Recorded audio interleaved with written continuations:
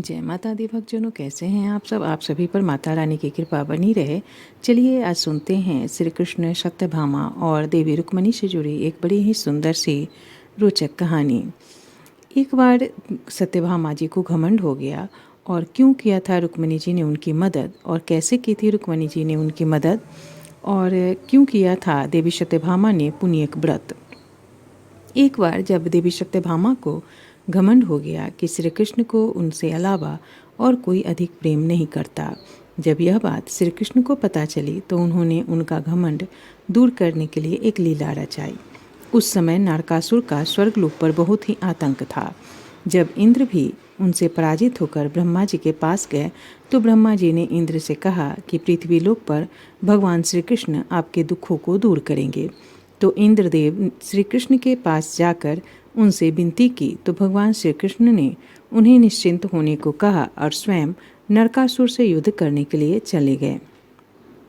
जब श्री कृष्ण जाने लगे तो देवी सत्यभामा भी साथ चलने की जिद करने लगी और श्री कृष्ण ने भी उनको आने को कहा और श्री कृष्ण और सत्यभामा दोनों ही युद्ध के लिए गए। देवी सत्यभामा ने श्री कृष्ण के युद्ध में सहायता भी की और श्री कृष्ण भगवान ने नरकासुर का वध भी कर दिया और वह स्वर्ग को चले गए, क्योंकि नरकासुर ने इंद्र की माता देवी अदिति के कुंडल चुरा लिए थे।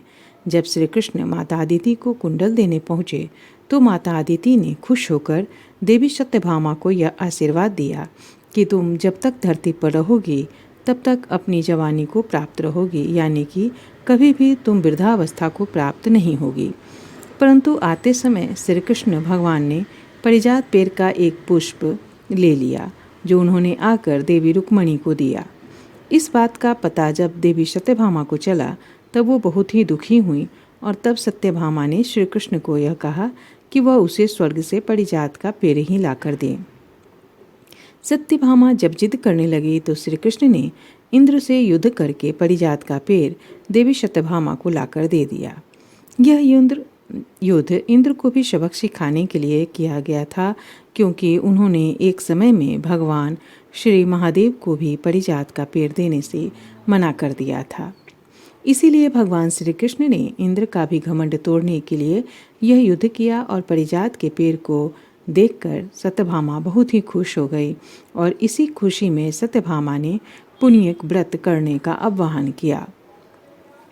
अगर भागवतम श्रीमद् भागवतम की माने तो नारद जी के उकसाने पर देवी सत्यभामा ने पुण्यक व्रत किया था, क्योंकि नारद जी ने कहा था कि अगर वो पुण्यक व्रत करती हैं और उसका पूरी तरह से अनुष्ठान करती हैं तो वो सदा सदा के लिए श्री कृष्ण को पा सकती हैं और अपने प्रत्येक जन्म में वो श्री कृष्ण को ही पति रूप में पाएंगे। और उनके पुरोहित, इसीलिए इस पुण्यक व्रत के पुरोहित भी नारद जी ही बने। नारद जी ने सत्यभामा को यह कहा कि यह व्रत तभी फलित होगा जब आप अपने मन की सबसे बड़ी और प्यारी चीज़ दान में दे दें। तो देवी सत्यभामा ने श्री कृष्ण के अलावा सबसे ज़्यादा न चाहने पर उन्होंने श्री कृष्ण के बारे में ही कहा कि सबसे प्यारी वस्तु उनकी तो सिर्फ श्री कृष्ण ही हैं।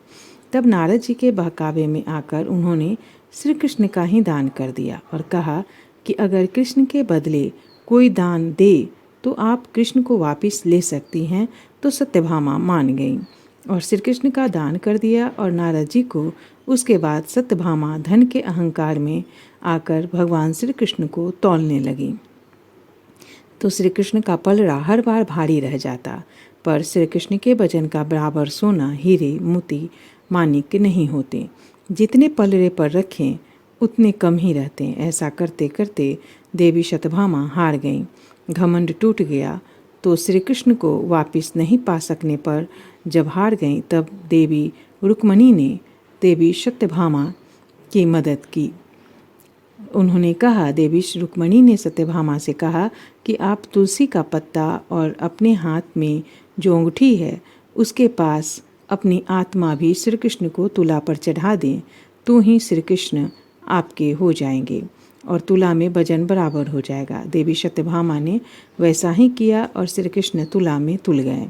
इस तरह से श्री कृष्ण ने सत्यभामा का घमंड तोड़ा। तो अगर वीडियो आपको पसंद आए तो वीडियो को ज़्यादा से ज़्यादा लाइक करें, शेयर करें और चैनल को सब्सक्राइब करना बिल्कुल न भूलें। जय श्री